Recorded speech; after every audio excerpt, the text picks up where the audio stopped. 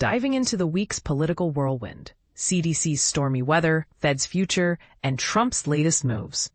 Let's dissect the tumultuous events unfolding in politics this week.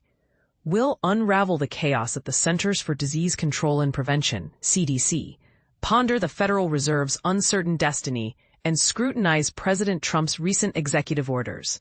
Buckle up, it's going to be a bumpy ride. Scott Simon, host, a federal appeals court has dropped a bombshell, declaring that several of President Trump's expansive tariffs are unlawful.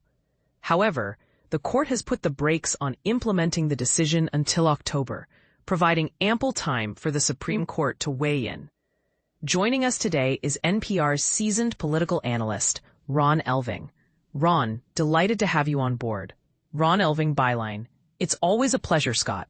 The president warned that scrapping the tariffs would be nothing short of disastrous for the nation. So, what do these judicial back and forths mean for the trade landscape? The tariff saga. A roller coaster ride since day one. Trump has imposed and rescinded tariffs, hiked them to 25%, only to double down, and then slashed them to a mere 100% of the goods value. This erratic pattern mirrors a negotiation strategy in search of a coherent plan. While billions have been collected, it's premature to assume it's secure revenue. Not yet, at least. The ultimate fate rests on the judgment of the courts, culminating in the U.S. Supreme Court. Did Trump adhere to the law when circumventing Congress to set these tariffs, or do he overstep his bounds? This has been the crux of the debate. However, Friday's ruling from the full Court of Appeals for the Federal Circuit has escalated tensions.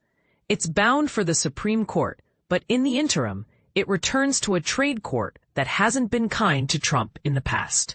And here's the twist. Should the ruling ultimately curb the new Trump tariffs, it could spell relief for consumers, enabling U.S. retailers to revert to pre-tariff pricing. Simon, in a separate development yesterday, a federal judge in Washington, D.C., convened a hearing on Trump's bid to oust a member of the Federal Reserve Board of Governors.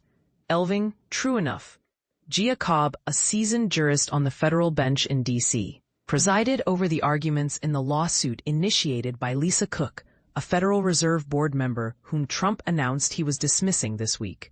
The legality of Trump's authority to remove a board member, except for cause, remains murky. Trump has alleged misconduct involving one of his recent appointees, who accused Cook of breaching a mortgage rule. However, no guilt has been established, and no charges have been levied. This case warrants close attention. Simon, late yesterday, Judge Cobb struck down the administration's expedited deportation procedures.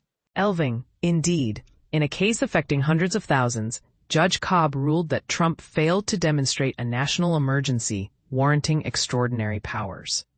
This decision, too, is under scrutiny, and the Supreme Court will likely have the final say. The ruling could disrupt a significant component of Trump's agenda for his second term. Simon, the president unilaterally slashed nearly $5 billion in international aid this week. Isn't Congress supposed to hold the purse strings? Elving, textbooks suggest that Congress holds the reins on spending. Yet, as Trump stated this week, being president confers considerable leeway when national security is at stake. Congress, thus far, has shown reluctance to oppose the president on pivotal policy issues, even when his actions appear to encroach on congressional prerogatives. With the 2026 midterms looming, lawmakers are preoccupied with re-election and renomination, influenced heavily by Trump's sway over the Republican base. For a member of Congress, defying Trump could prove politically perilous.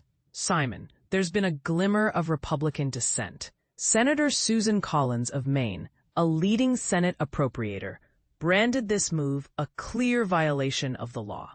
Could Congress muster the votes to thwart it? Elving, legally, yes. But are they willing to engage in a showdown with Trump and risk alienating his supporters, who are also their constituents? Collins termed it a blatant violation. And few would dispute her assessment. As a key figure, she's poised to challenge the president. But how will she proceed? Will other Senate Republicans who champion constitutional principles find reasons to align with the party and the president? The day may come when Republicans defy Trump, but it hasn't arrived yet. Practically speaking, Trump's assertion stands true. He can act with impunity due to the lack of opposition from Republicans in Congress. Simon, thank you, Ron Elving, NPR senior contributor, for your insights. Elving, my pleasure, Scott. Copyright 2025 NPR. All rights reserved. Visit our website terms of use.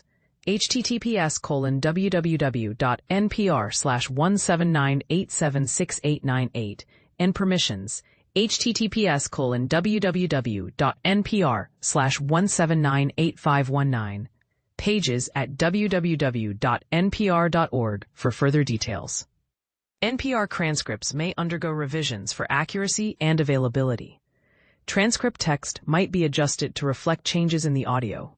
The definitive record of NPR's programming is the audio record.